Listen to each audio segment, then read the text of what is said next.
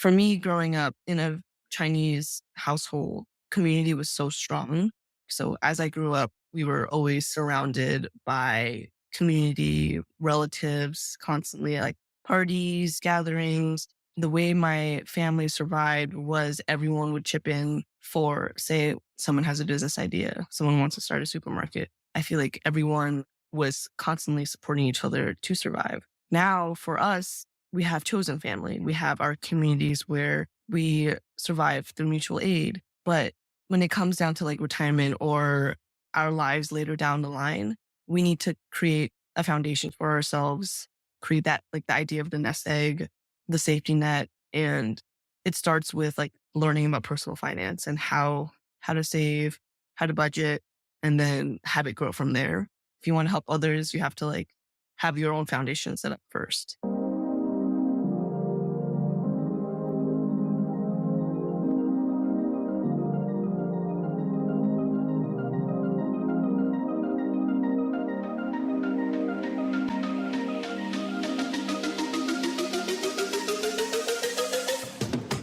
Hi everyone, my name is Stephen Wakabayashi and you're listening to Yellow Glitter, perspectives from queer Asian creatives and changemakers making impact. This episode, we're joined by an extra special guest, Leslie Xia. Leslie Xia, they, them, is a queer Chinese-American graphic designer and art director currently working at Invesco. They have previously worked at Dotdash Meredith, Men's Health, Vice News, and Fast Company. Their personal work focuses on race, gender, identity, and social justice. They have received recognition from the Financial Communications Society, the Society of Publication Designers, the Newswoman Club Front Page Awards, Print Magazine Regional Design Awards, and Fast Company Innovation by Design Awards. Xia graduated from MICA, Maryland Institute College of Art in Baltimore. Welcome to the show. Well, thank you for having me. Very excited. Yes. We had you recently on as a panelist for our book club at our nonprofit, QT by POC Design. It was so amazing to have you as a part of the session. And just for context for listeners, we brought Leslie on to talk about their book, which was just this beautiful culmination of all these different perspectives, about 12, 13 authors. It was a good number of them bringing different perspectives into the book around the topic of design and design equity. Real quick, before we get started and getting into the meat of our episode, let's talk a little bit about your book and a little bit about your work there. If you want to share with listeners your part in the book, what was that like? Yeah. Yeah. So it was during, I think, 2019 when Ellen Lupton first reached out to me. She was one of my professors back at MICA, and I feel like was one of the people who like really helped mentor a lot of students. So post graduation, she knew that I did a lot of work on campus about like social justice themes and was very active even post grad. So when she had the idea to start this book, she reached out to me initially like to interview me for like, because within the book we have a few interviews of designers who are currently working in the industry. And when we took a look at the book together, I asked if I could take a read just to see if there are any parts that I felt like could be improved upon. And my initial thought was, I think this book requires many more voices. And she was completely receptive to it. She completely understood why and my reasoning behind it. So then she took the steps to reach out to folks who she knew would make the reading experience of the book and also just the book as a resource much more layered and much more helpful. There's such a wide range of identities and experiences and like how we all navigate within the world. So as like the book progressed in its development, I think it was so nice and welcoming to have Ellen be so receptive, and I am very glad for like the final product. And sometimes I hope and I wish and I dream of like the expanded versions of the book. It has been translated into Spanish, Portuguese, Italian, and maybe in the future there will be like Asian languages too. But yeah, I think I'm so like proud and, happy that this book like exists in the world. Yeah, it's also like so much potential there too as well. Yeah, maybe there's a part two bringing in more new perspectives, an update to it, right? Right? I wish. Yeah, hopefully, maybe one. Yeah, I think like Yeah. that is a good idea though. I feel like you know the world is constantly changing. Like even now, like the conversations around like AI, like how can we now like think about it in through a lens of like how can this now change the design industry and what does that mean for people who are entering the industry? Like I think there's so much, so much. Yeah. I think the landscape of also design and the role of design is changing. And a lot of us think design as we're simply, putting something pretty on the screen or on the wall, or design as just like an aesthetics thing, or design as something simply pushing pixels and making the interfaces you use every day. But a big part of the teachings that we have over on the nonprofit side, we talk about design as a challenge of usability. Design is really needed. Creativity is needed to rethink the way we invite other people to use products to show up in spaces. And the example we give is something as simple as a doorknob had to be designed, right? Had to be created. And basically all the stuff around us, whether it's the cars and the trains we take each day or the spaces we inhabit, the tools that we use, devices that we use, and even the screens that we're talking in right now has all been conceptualized from creativity. And so that's some things that really inspire me in the work that I do and keep going. And maybe for yourself, going into the work that you've done, can you share a little bit about what are you doing right now and maybe how you got into it? Yeah. Currently, I'm at Invesco and am on their creative services team and work on like like branding, activations, media campaigns. I have a great team. I feel like this is the first time where my team I feel like at home with, which I feel like is so rare. And I'm so like grateful for that. Before I was in financial services, I feel like my entire journey through my career has been like very editorial focused or like news media focused. I started off like I've always been interested in magazines. When I graduated college, like that was my main goal was to get into the editorial industry. So I started off at Fast Company magazine, which is like a tech and business focused magazine, their iPad edition and also on their print edition and also on their website, and had a lot of fun there. I had so many mentors in the beginning of my career through Fast Company and also through like the Society of Publication Designers.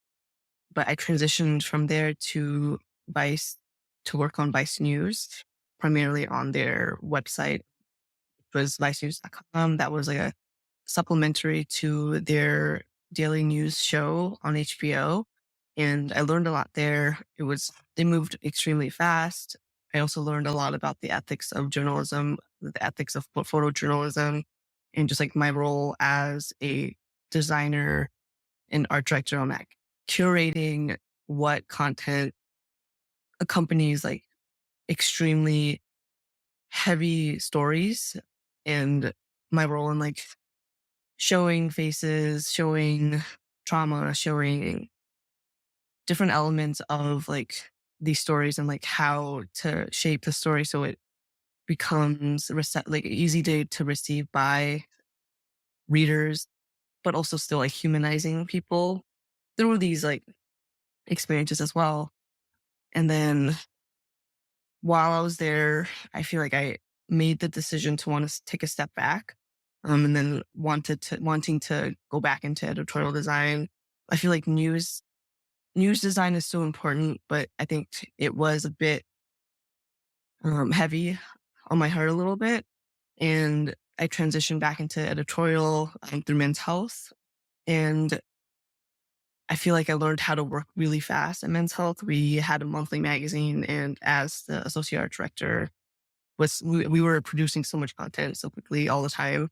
It was like a 96-page magazine, and my team was small, but we were mighty. But I learned a lot about like art direction when it comes to like working with photographers and illustrators all up there, and sort of formulating my own ethos around hiring and who I want to work with and who I want to bring onto the page and create platforms for when it comes to like illustration.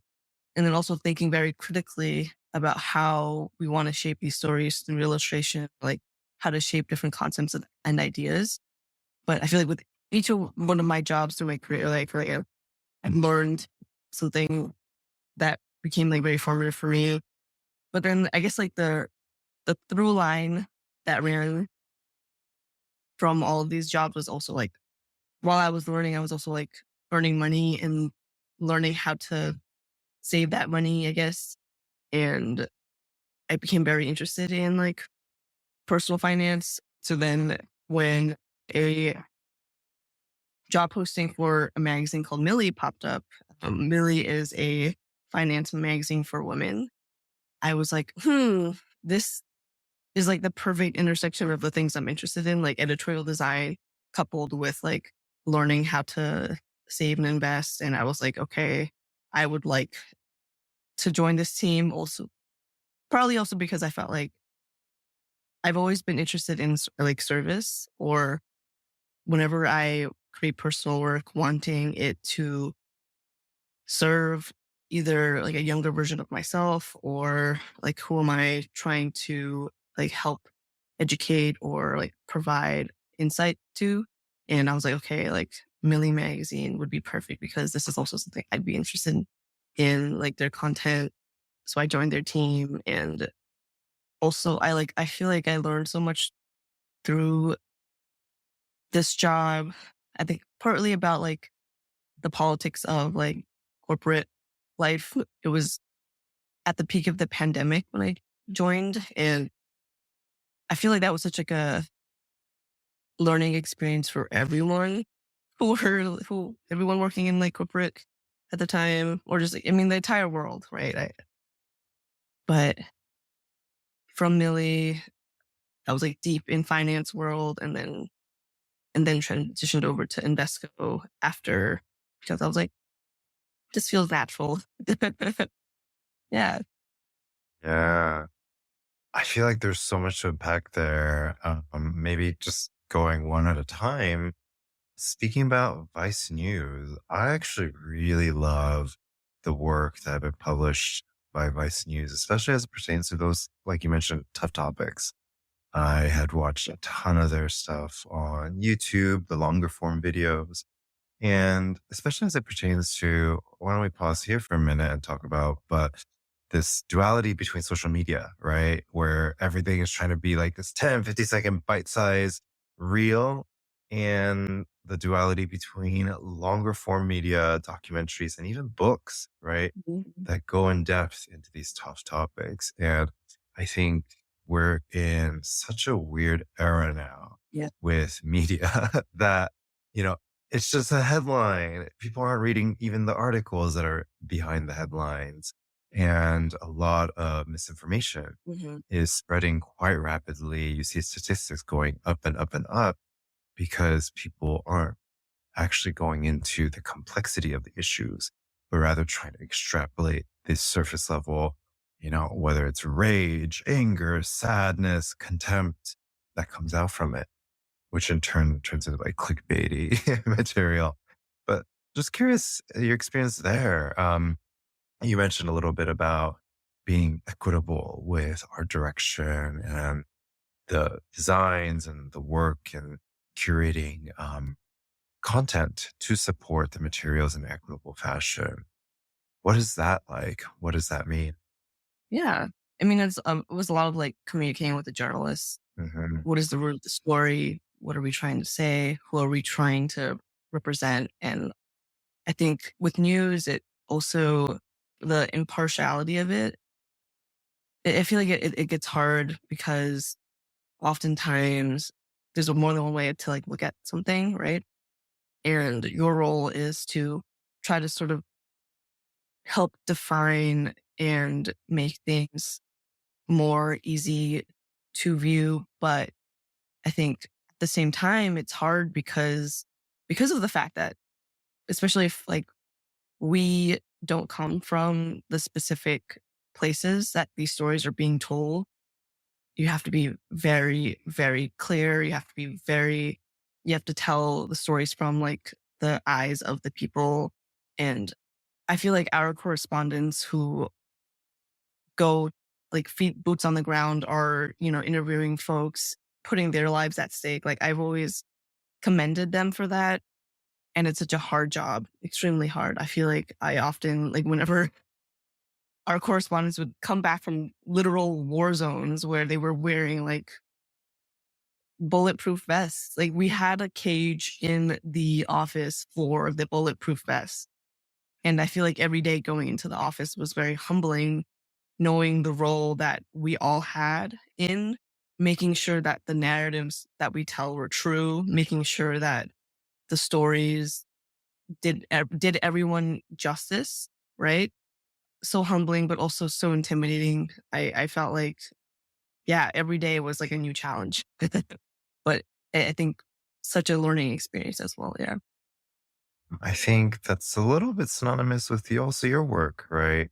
The design book that you recently written, where you have to bring in all these perspectives into the mix. And at the end of the day, where we toe the line between what is performative, to be frank, and what is truly representative, we, at the end of the day, have to bring other people up. And if people aren't on the stage, we have to get them on the stage. And especially with Vice News, what I did really love and commend is a lot of the media was shot on site, right? It was right then and there. And they weren't focused on making personalities like the newscasters, these people, but really they're just like voiceovers or they're just always in the background and you're seeing all of the footage and content and materials shedding light onto what exactly is kind of the topic. But also like the design, art direction, everything was beautiful. It's so good. The Vice News graphics team was like top tier, so good. It was good. It was good. It was so good. And even like the videography, cinematography, I was like, dang, this is really, really good. And then going also into your publication experience, all these different magazines that you worked at.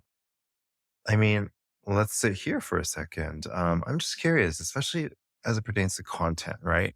And churning out so much content as a part of the work. I think, especially for creatives, I think that's always a challenge, right? Of like, whether it's perfectionist mentality or whether it's just like, maybe imposter syndrome, like all these different layers, right? That hold us back from getting work out there. Mhm. I'm just curious. I know you had mentioned when you're sharing a little bit about that experience, this whole notion of like, it really taught you how to move fast and just like get things out there, especially as a creative. What was that experience really like? And what did it really teach you about finding this balance and duality between perfection and also speed? Yeah. I think, I guess I'll speak about it through like the lens of like Millie, for example, since I was also helping to like write stories. When it comes to content, like a lot of it, you have to think about whether or not it's like relevant. And then also like if it's authentic to the readers, and is it authentic to your work experiences as well? Like what you're trying to inform readers of. So like for me at the time, like thinking about how social media influencers make money, like how can we teach people about different tiers of that if they wanted to learn how to do that? Or an example is we had like a Thanksgiving dinner story, and I remember saying like, let's change the lens. Can we hire indigenous chefs to create recipes for the story? Having the power to like shape content in the way that feels most authentic to you, but also important, I guess. Ever since, I guess, when I worked on Taylor, which was my queer fashion magazine from college, when you have the power to shape the narrative and write the stories, like thinking about what is most helpful and what guides people more, I guess.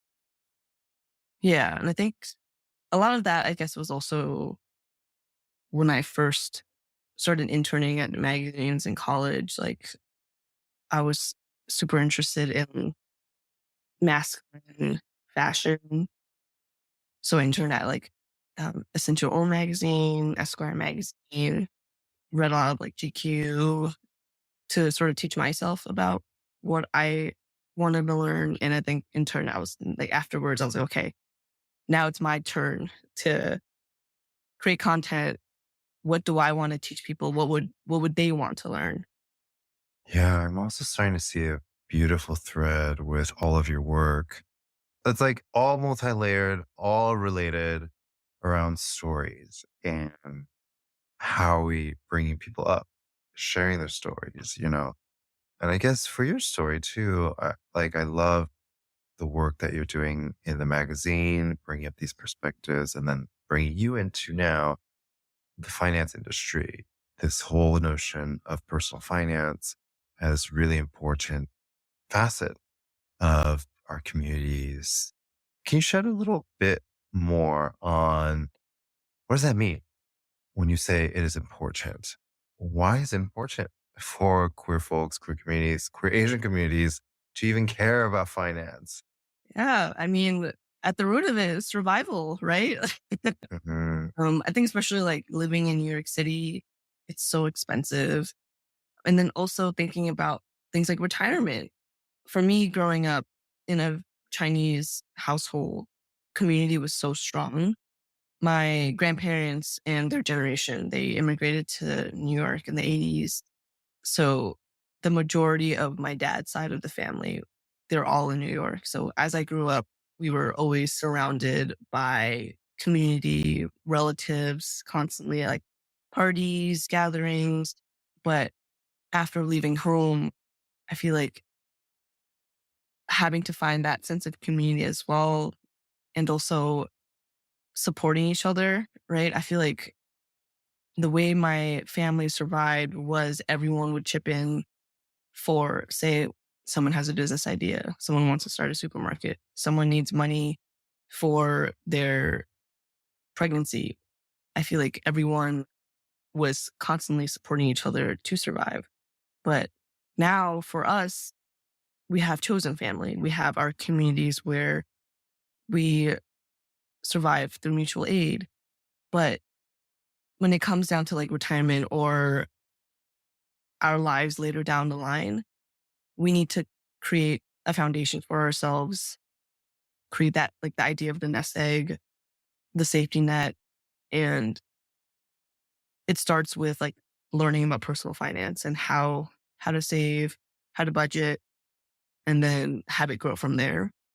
Because there's that one, the saying where it's like you have to like buckle your, or what is it when the plane on the plane? It's like, oh, you have to put your mask You have to put a mask on. Yeah. where you can help other people. Like that, I feel like that is so real when it comes to personal finance as well. Like, you know, how it's hard to survive to begin with, you know, but if you want to help others, you have to like have your own foundation set up first.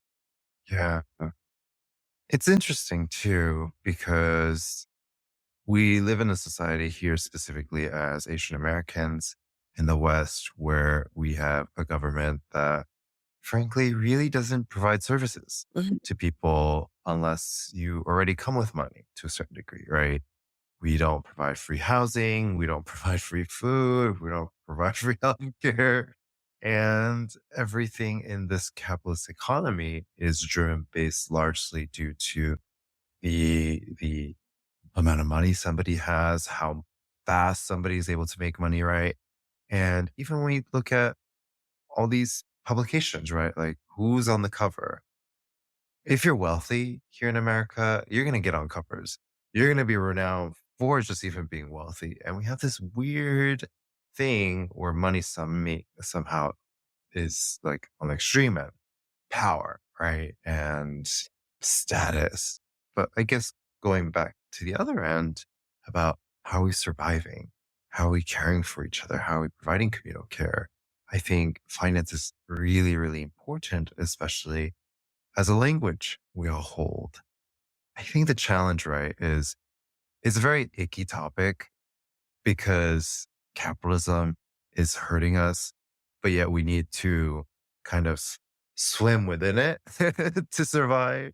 I'm just curious, how are you navigating that as like this interest of personal finance, of this topic that clearly isn't serving so many folks in our communities, right? Queer people or Asian folks, specifically with Asian folks also facing homelessness Mhm. in higher rates across all the different ethnicities, right? Finance is hurting us, but also it's such a necessity. Mhm. How does it look like to navigate that for yourself? Yeah. I mean, for me, it's like just talking about it as much as I can. I feel like whenever my friends or family like have questions about money, the more you talk about it, the more people learn. Over communicating is so important. Like I feel like I understand that, like the money is the root of evil. I feel like people immediately have a connotation of you if you're viewed perceived as wealthy or perceived as like making more money than other people. And that's so real. I totally get it. But I also want to push everyone to try to like understand like why and also how it's not just about like earning, it's about saving. And, maybe the thing I'll add there too is I think there's a lot of shame around it. Yeah, yeah. There's a lot of shame, there's a lot of fear. And going back to like, like Buddhist philosophies, they always talk about it's a balance. Nothing in life is ever black and white. We also don't live in a society where if you don't talk about it and you don't action on it, like you're going to somehow survive.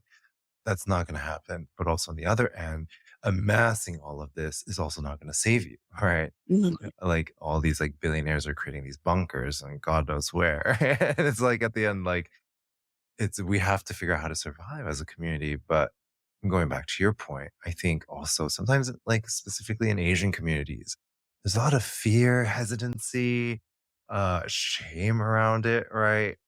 Growing up, yeah, it's hard to talk about. Yeah. Like my parents right now are both trying to figure out like what retirement looks like. Like my mom doesn't have retirement and I feel like I'll probably have to be helping her through it. But that's so real, right? I feel like that's what in Asian communities, it's like all about supporting each other. But I think with like American culture, it's like the idea of the nuclear family, it's like so much more independent. And that's why people like think about retirement as like a me. Like I need to save for my retirement. But it really is, I think for us, how do we create it so we are all able to thrive? Yeah, that's so real. Question for you. What are some things that you've learned that have been really kind of like aha moments for you Mm, in terms of personal finance specifically? I think whenever I talk to people about retirement, whenever I throw out the number that you're supposed to have by the time you're a certain age to like be able to retire, people are always like, "Oh my gosh." I mean, for me the number is 1.5 million and people will be like, "That's crazy. Why is it that much money?" And the idea is like for the 20 years after you hit 65, you need at least like a certain amount of money to survive yearly post at that age. Like when I first learned that, I was like, that's crazy. How? And I think, little things like that is people don't tell you until you like look at like a personal finance book or like have to like sort of face that, I guess. Actually, I don't think a lot of people know because I don't talk about it a lot either. I love personal finance. To me, like the whole concept of personal finance is making sure the work that you do and the money that you make, you create the maximum opportunity and potential with it. Mhm. And I think one challenge is that I've been learning more and more recently is this whole notion about like spending money and this whole notion of like having status by, having all these lavish things. One of the years, I actually went to study a ton of Buddhism at different monasteries. And the arc here is as a part of Buddhism, and for folks who want to become like monks or nuns, they do this practice of renunciation.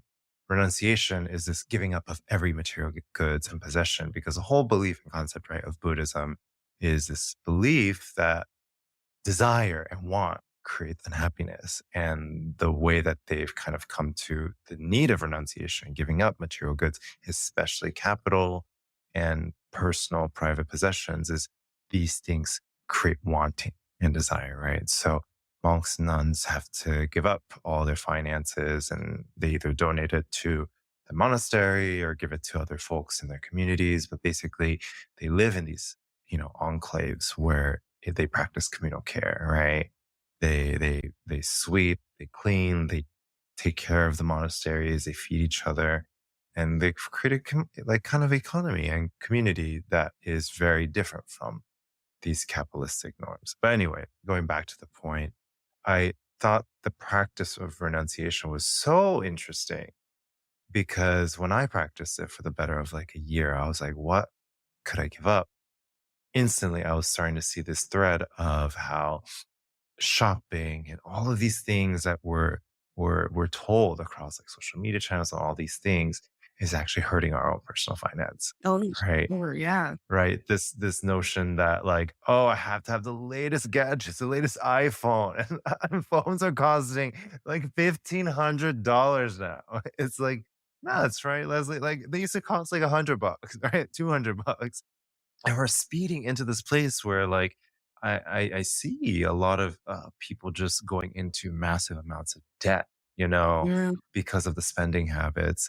Latest statistics show that these afterpay programs like Affirm and also Klarna, Gen Z are missing payments. They just make it so easy for younger generations to use their social media, not social media, sorry, social security number to then buy a makeup palette for like $60 and then are aware that the interest rates on those are way higher than credit cards, 30%, and it's just so predatory. Coming back to personal finance is what I've been seeing more and more, especially social media platforms getting more integrated, tightly integrated with commerce, is that to even have personal finance, we have to get a hold of how we're spending money and also how we're saving, right? Yeah. No, like the idea of lifestyle inflation, earn Hmm. more money, wanting to spend more, the idea of like keeping up with the Joneses, like so real. I feel like for me, wanting to get a car when I absolutely do not need a car. And like you were saying about social media and finance, like the fact that TikTok has TikTok Shop or Instagram has the Instagram, Hmm. it just makes it so much easier for people to spend Yeah. without knowing what about credit or knowing how it'll affect them later on. It's so dangerous. It's such a slippery slope for people who just don't look at their credit card balances, right? It's like people who think that as long as they're making money, it'll catch up, but then it doesn't catch up if you are overspending or just being in New York, like New York City, when you go outside and go to dinner and it ends up being $200 at a time. It adds up so fast, or like Uber rides. I think it's like, yeah, capitalism makes it so easy for people to spend money and it's so dangerous. I feel like for me, like I'm so critical of like the way I spend. You have to be. Yeah. Yeah. I feel like I'm always nagging like my sister or my partner to like spend less. And yeah, I mean, it's, I think that's also just like so deeply rooted in like the way I was raised too. But yeah, yeah. Yeah. It's one thing that has helped me, this adage that there's two, right? Like personal finance, I think is simply spend less than you make, right? If you're spending more, taking on debt, you're taking on credit or debt through credit cards. to get this spending that's far exceeds, right, where you're at, I think you're going to see that you're just digging a hole that it's really hard. Our financial systems are so predatorial Mhm. in a way that I feel like any debt with interest, it's just, you keep paying it and it just doesn't go away, right? You hear these stories of people with student loans, Mhm. and literally after having paid the amount of student loans off, they still have, if not the same amount of balance. Sometimes some students report on social media that I've seen, they actually have more And that they've accrued because of interest. And I'm like, how is this possible? But the other adage that I have is there's always going to be something more expensive. There's always going to be something more flashy. There's always going to be something more luxury, nicer than what you have. Undeniably, undoubtedly, and that there comes a point where we just have to put a stake in the ground, and say, this is nice, right? This is comfortable.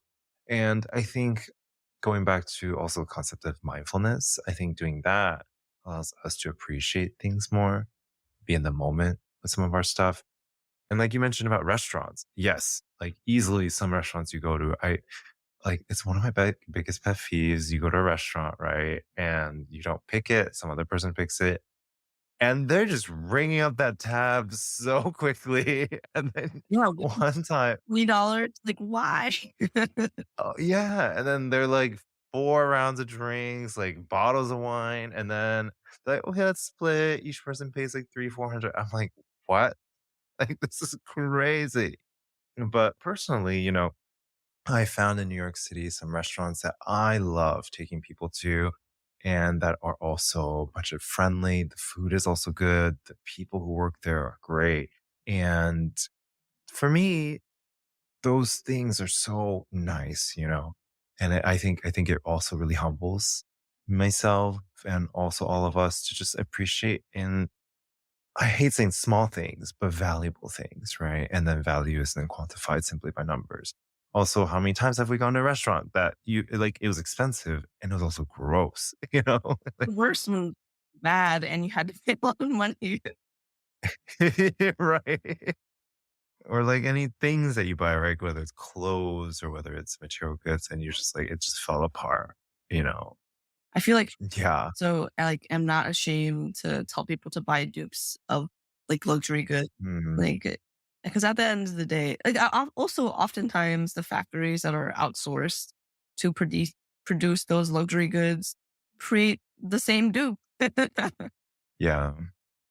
Yeah. And I think right now you're also starting to see luxury fashion making cuts within the production line, right? In the facilities. And actually, what's nuts is some of the dupes are even better quality. Like it's all a part of a perception, right? It's like the marketing, like the influencer marketing, right? And who they're putting these products on, that somehow you think because it's at the Met Gala or on the red carpet, right? These designers are creating all these products.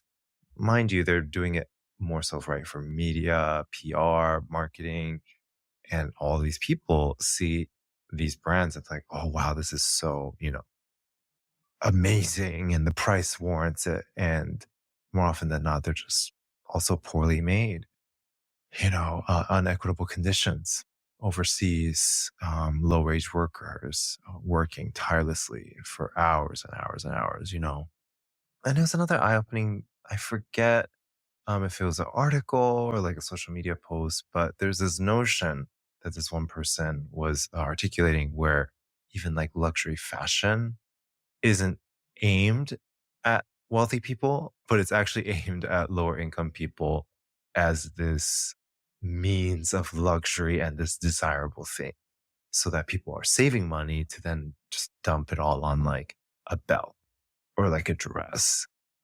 But going back to personal finance for a second, my question to you is, what are some ways that you've been mindful with it? What are some tips that you have of just whether it's saving, whether it's investing, whether it's the way in which you're using money? Any tips or any things that for folks who are interested. Yeah, I feel like Yeah. whenever people ask me about budgeting, I always tell them about the 50-30-20 split, Hmm. where when you get your paycheck, they based on your monthly expenditures, like 50% of your monthly paycheck should go towards your needs, which are, rent, food, phone bill, like anything that are considered necessities for your survival. And then 20% into saving, investing, or paying down like credit.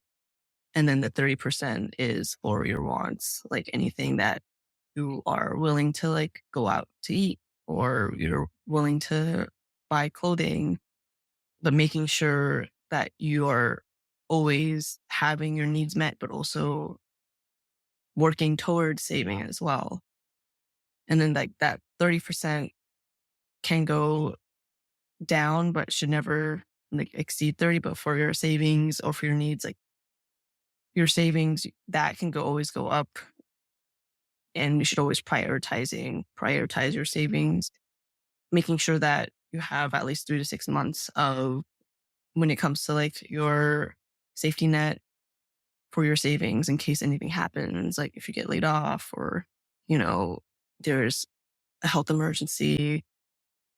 I think people like oftentimes don't want to look at the numbers. They would rather, have the money come in, have it go out, and then just depending on like how it goes, like they'll adapt. But it is so important to sit down, look at the numbers, just like prepare, like I feel like it's intimidating, but it's so necessary. Why do you think people don't want to look at their numbers? I mean, it's scary, like Mhm. I think for me, like in the beginning of my career, like not wanting to care about it, not seeing it as important. But I think like as you grow older, like thinking about like retirement, thinking about like being self sustaining, or like if you start seeing that you're living paycheck to paycheck, like, okay, what are the areas to take a look at, And then I feel like that can be hard to, I mean, I feel like if you live in a high income area, like in a high expenditure area, but are making very low income, it'll be hard. But then at that point, it's how can you work with friends, community for everyone to survive together? But it's tough. It's tough. Yeah. Yeah, I have so much empathy for people who it's really hard to digest. I don't think the way in which we make it is really simple for people to digest, right? We have these complicated, like we talked about, like predatorial debt programs, right? That like they don't even tell you upfront like how much interest it is, right? Like if, for example, like Klarna and Affirm had put their interest rates as like the second byline, why would anyone even work with them, right? But I think we set up so many systems where we shame people, right? If you don't have money, you're not worthy. If you're not wealthy, you're not important. If you can't care for yourself, what good are you, you know? And I think the first step comes with a lot of empathy and a lot of compassion, right? Like with any hard topic, I think it's so easy to avoid, but especially when it comes to personal finance, I think the hard part, right? Like you mentioned, is it can snowball into something real quick, and you take on like this credit card to pay off a few things, throw some things on. And I think the challenge with finance is the longer you put it off, sometimes you're not aware of the hole that Mhm. you're digging up, you know? I know a ton of people that like when things are tough, like, trying to keep the same outward appearance and taking on debt, putting a ton of things on credit cards. And I always give the big sister advice. And when they talk to me, I'm like, you can't be doing that. And also to have friends who don't support you in your journey, whether you're up in the high and down in the low and kind of helping you navigate the two, right? True friends are ones that wouldn't care about that, right? True friends are the ones that know that you're going through a tough time and they're not going to force you to go to, places out of your means, right? Or choosing activities to do out of your means. And I think, at least for me, going back to combating these feelings, I think it also sheds light on maybe either whether it's systems or people that might not be supportive. Maybe there's a point of reflection, right?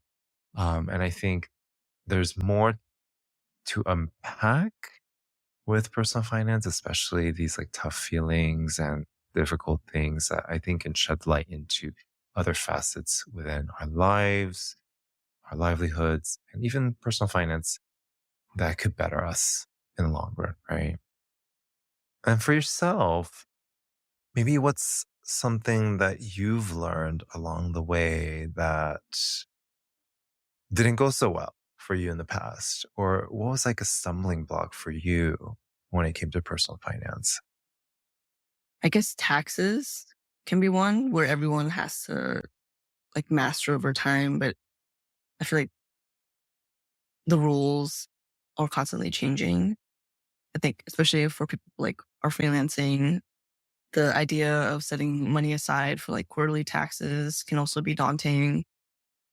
I feel like the tax code is so complicated. I feel like for me, every year I end up having to like pay taxes after the fact, even though like with like my paycheck at my company, they withhold, but at the same time, I feel like with the New York State tax code, like it varies every year. So then the amount changes and it gets so complicated, right? And I feel like it's hard because everyone needs to learn about it.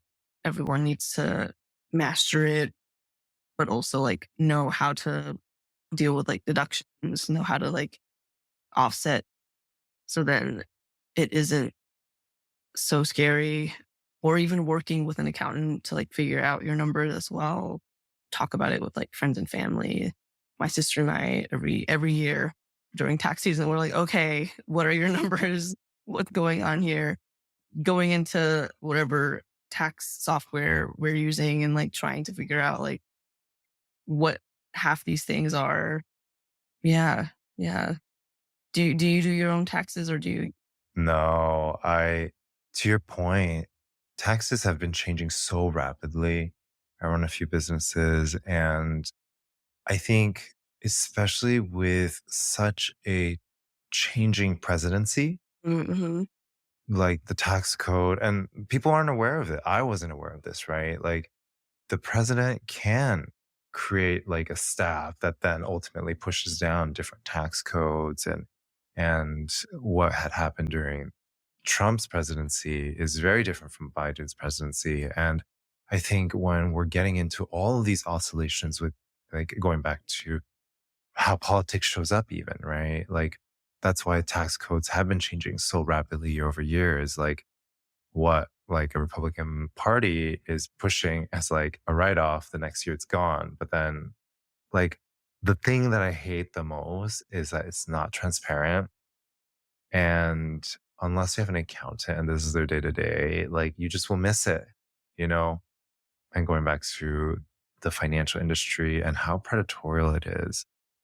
There's so many, and we definitely don't have time to go into the depths of it, but systems that people create to like preserve wealth and it's just especially when I had opened up my nonprofit and I'm in the nonprofit world, I'm like, oh wow. Like I didn't realize how people created these systems with these different business institutions to then preserve their ungodly amount of wealth, you know?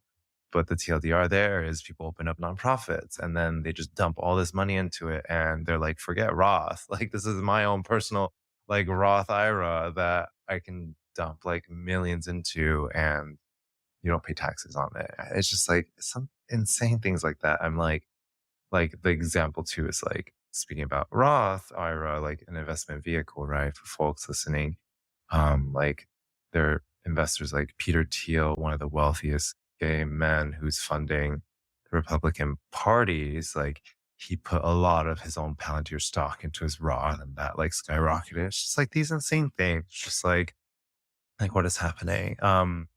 I mean, the TLDR there is I really love what you mentioned of just talking about it. I think that is compassion, right? Showing up compassionately for yourself, be unapologetically talking about it, you know? And I think like, I feel like this is a thread about like your stories and then personal finance, speaking on stories, speaking on finance stories, I think is such a beautiful theme. And when we can speak to it, that's when we, I think, ultimately can invite people in to help, you know? For sure, for sure. I feel like whenever I talk to my sister about money, she's always like telling me, like, maybe you should start a podcast where you talk about money through the lens of being queer Mm, and through the lens of like help community rather than because I feel like oftentimes personal finance podcasts or just like money podcasts in general, like the language is it is hard, right? And then also, mhm. like I was saying before about like when people save for retirement, it is very like me focused. You should start it. Yeah. But no, but it's true. That's like you know, how do we talk about money where we break that taboo, right? Of like Um, the idea of like money is evil or the idea of like once you view someone in the lens of, oh, they have money, like now there's so many connotations that now you have of that person. But mhm. why can't we have queer community where we all are able to thrive together, right? Like, isn't that ideal? But it's like, I don't know, like how can we break away from the negative connotations of like wealth is hoarding when why is it that affluent people like especially like white like if white affluent people are able to like enjoy so many joys in life, like why can't we have that as well, you know, like why can't we all build together to create that for ourselves? I feel like we often want to break away from that, like we don't want to be associated with wealthy folks, but like yeah, I don't know. Yeah. And, for listeners, I think it's like we mentioned earlier, it's like a balance, like what I'm learning, especially running my agency and the nonprofits is like you have to have a solid business plan. Like there has to be a way that you figure out like how you're making the money, how you're paying the people, right? And I feel like sometimes this fear and apprehension, not just on the personal level, like also impacts work, right? Imagine you're running an organization now and you're just like flying off the cuff and there's no plan. You don't know how, who's going to get paid what. And then Mhm. we talk about equity. There's so many layers of equity within also having very responsible, mature financing when we create things and projects. I have some friends who run social impact organizations and they help set up protests and stuff like that. And their whole thing is making sure there is financing behind it, not necessarily through like corporate donations, right? But communal aid financing that can help pay for food, water, like all these supplies and equipment that go into the importance of running successful protest, successful march, and sometimes we forget that it's not we need it like all of a sudden, like, we want to run a protest. I need like 5 million. Like, it's not that, like, that's not what we're saying at all, but it's this whole notion of, I guess the word I would use is like responsible financing, right? Mhm. That ultimately allows us to create communal care for one another, you know? Mhm. Yeah, it's so important. And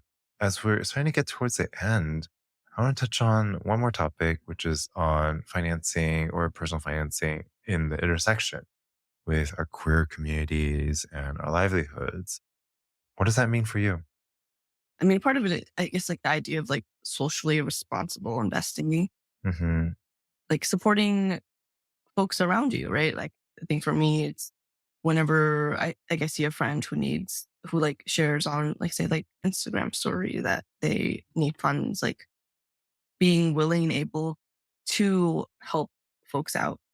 I think is like such a priority that everyone should have. Like even if it's like my immediate community too, or if it is like folks that even if I don't know them, it's like, okay, then am I interested in raising money to help these folks out? Like for a while, I had a project called Say Their Name, and we raised money by producing stickers of folks who were victims of police brutality, and then using those funds to support trans folks on GoFundMe. Like I think thinking about ways of how can I help my community using the skills that I have, the resources that I have, because it's so important. I think it's like taking a step back and knowing that my community is important because we have to survive and thrive together. Oh, I love that. And I think that's a beautiful way of using finance in a way that doesn't feel icky, but is leaning into the power of it to really help protect and uplift our Mhm. communities and our people. I love it. Okay, real quick rapid questions for the end. What is one takeaway that you want our listeners to walk away with this episode? Mm, I think at the end of the day, like taking your time. I think learning is an experience where you have to really study yourself, and then like I think when it comes to things like budgeting, saving, it all requires time, right? I think for me, I'm constantly looking at time as opportunity. Like never look at your own time as a way of being like, oh, I could have done this, or like I wasted X, Y, and Z. Like don't see it as a loss. See the amount of time you have as this is all the potential that my life can be. And then from there, take those steps, sit down, look at what's possible, and then think about how you can take that and thrive. Time is so important. We all have so much time, right? How can you make the most use of it? Yeah, I love that. What is bringing you joy lately? Oh, going outside. I mean, it's also because the weather's been getting better. Yeah. This past week I went home, or I went to my grandma's house in Florida to like visit, and my dad and my grandma like started like a little farm. So like just being like in nature, being with family. My grandma does get a little annoying, but I love her. And then this weekend, my partner and two of my friends were gonna like we rented a little cabin, so like getting away to like swim in a lake, like taking time for ourselves to just like enjoy life, I guess. Yeah. That's beautiful. We have to bring you on again for another episode. I want to hear about this farm. Oh yeah, for sure. Yeah, my dad I think he went through like a bit of a midlife crisis where he's sort of like I think for him, he feels like a duty to make as much money as he can, and but also like create like sort of like a retirement home for my grandma. And when he was a child, like they came from a very like farming community, so they're sort of like returning back to that. His main produce right now is passion fruit, so he has like a huge like I think it's like 4 acres of passion fruit plants that are growing, and then You're kidding. That's phenomenal. and my grandma on the side like grows all of her little vegetables like fuzzy squash and like Chinese fruits. Like they're growing like longans, lychees, persimmons. Like they're trying to do everything. And I feel like every time I go, I'm like, wow, like I want to learn how to do this. Learning how to like till the land and create like food from it. And like my dad, I think he also wants to sort of create like a little commune. Like he built like a house, and now he keeps like joking about like me also building a house on his land and like getting one from my mom too. And like, I don't know, it's very ambitious. And I really commend him for his ambition and wanting to provide for my grandma. But yeah, maybe in like 20 years, like maybe we can have like a little communal like farming retreat for my family and also like queer community to come out and like farm together. I don't know. Like I feel like the possibilities are so endless.